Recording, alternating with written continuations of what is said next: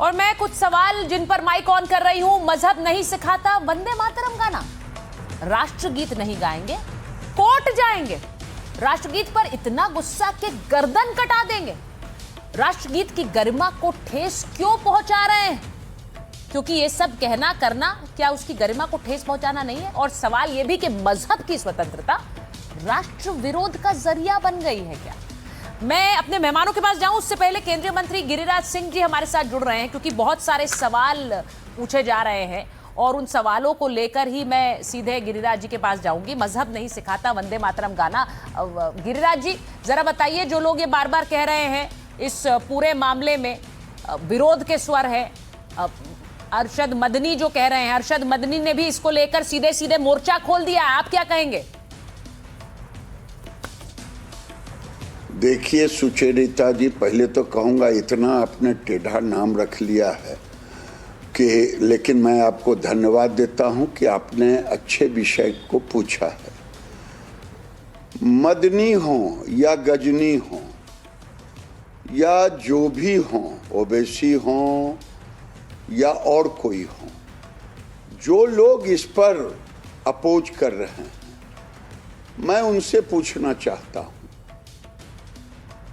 क्या भारत में आपने समझ लिया है कि यहाँ शरिया कानून है? कानून को आप नहीं मानेंगे? अगर आप कुरान को ही कहते हैं तो क्या आप चोरी करने पर हाथ कटाने की बात आती है, वो तो आप नहीं मानते? तब मीठा मीठा गट गट, तीता तीता थू थू। और दूसरी बात, कान खोल के सुन लें, जिन लोगों ने धर्म के नाम पर देश को बांटा, चाहे जो यहां रह गए, ये सभी भारतवंशी ही रहे, सभी हमारे प्रभु श्री राम के ही वंशज रहे। ठीक है, आपने धर्म बदल लिया, तो धर्म शरिया कानून जब यहां नहीं है तो क्रिमिनल लॉ मानेंगी आप भारत सरकार का? अब भारत सरकार के नियम शरिया कानून, ये कौन सा माहौल बनाना चाहते हैं? क्या भारत के अंदर आप फिर से गजवाए हिंद का जो सपना ले रहे हैं वो मंसूबा है? ये नहीं चलने वाला है, कानून तो मानना पड़ेगा। दूसरी बात, हाँ। आप आखिर आप क्यों नहीं मानेंगे? हाँ। जो वंदे मातरम हिंदू और मुसलमान सबों के लिए अंग्रेजों को भगाने का एक मूल मंत्र था, एक टूल था, उस समय तो विरोध नहीं किया और उस समय सब लोगों ने मिलकर के इस मंत्र को स्वीकारा। अब मोदी जी के राज में मुसलमान मुसलमान कह करके लोगों को डराना, ये डरने वाला देश नहीं। गिरिराज जी देखिए, उसमें कहा जो विरोध कर रहे हैं वो कह रहे हैं हिंदू देवियों का जिक्र है, दुर्गा माँ का जिक्र है उन छंदों में जिन्हें जोड़ा गया है, तो मुसलमान तो पूजा नहीं करते उनकी, तो वो क्यों गाएंगे? आपको नहीं लगता ये उनका जो सवाल है उस पर आपको गौर करना चाहिए? भाई मैं फिर कहता हूं, आप कह रही हैं कि वो नहीं गाते, मैं ये कह रहा हूं आजादी के समय कौन सा मंत्र था और कौन सा वंदे मातरम था, आज उस पे बहस होनी चाहिए। ये नया बहस आपने छेड़ रखा है। ये लोग वही ये चर्चा कर रहे हैं जो लोग देश को बांटना चाहते हैं फिर से, जिनके अंदर पाप है, जो भारत के अंदर रह गए थे।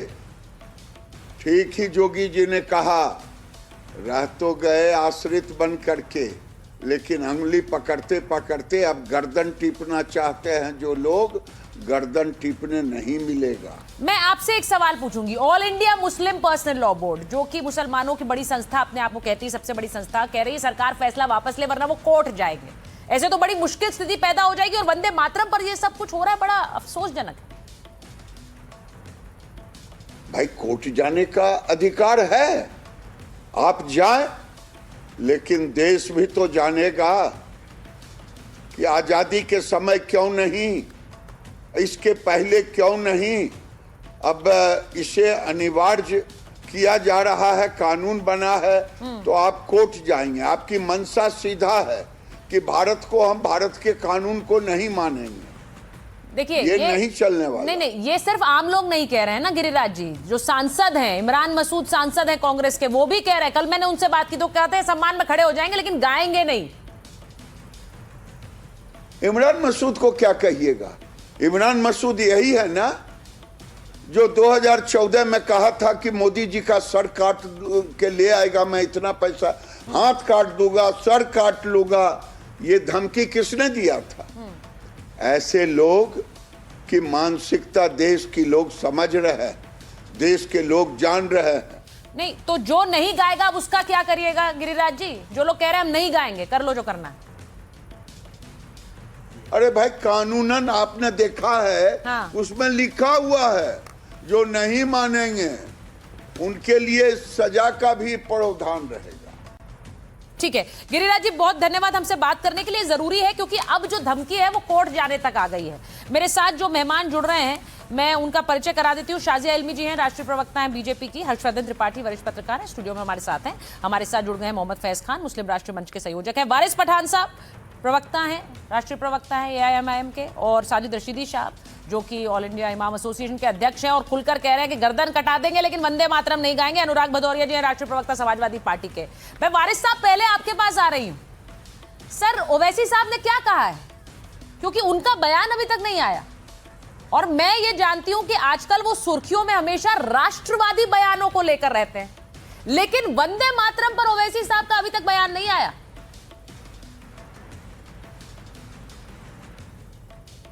देखिए सुचरिता जी, हम वंदे मातरम का आदर करते हैं, सम्मान करते हैं, लेकिन इसको कंपलसरी करना कि आपको ये बोलना ही पड़ेगा, ये गाना ही पड़ेगा, हम इसका विरोध करते हैं।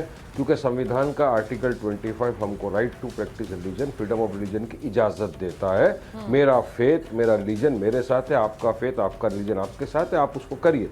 क्योंकि वंदे मातरम के अंदर कुछ ऐसी पंक्तियां हैं जो एक मुसलमान नहीं बोलता। हम किसी की वंदना नहीं करते।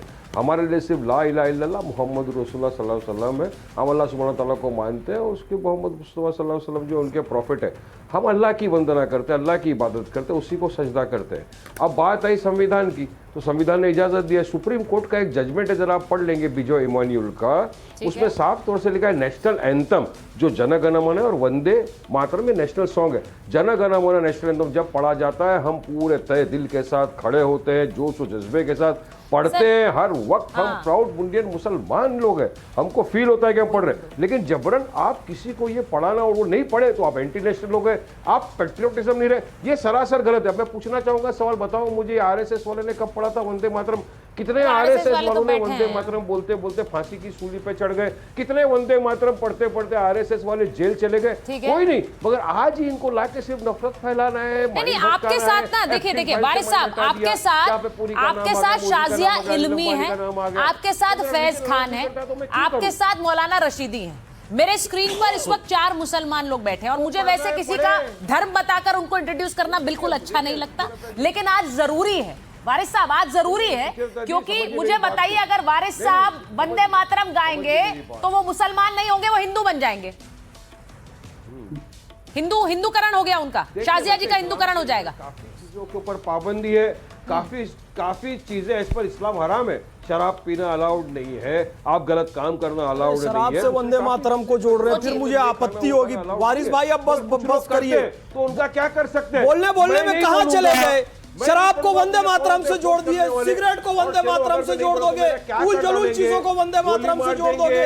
मैं माफी चाहूंगा, आप जैसे लोगों के कारण इस्लाम की छवि बिगड़ रही है। जब आप कहते हैं कोई बुर्का पहनने नहीं दे रहा है, किराए से घर नहीं दे रहा है, मुस्लिम कैब ड्राइवर को देख के कैंसिल कर ले रहा है, रीजन बिहाइंड दैट यू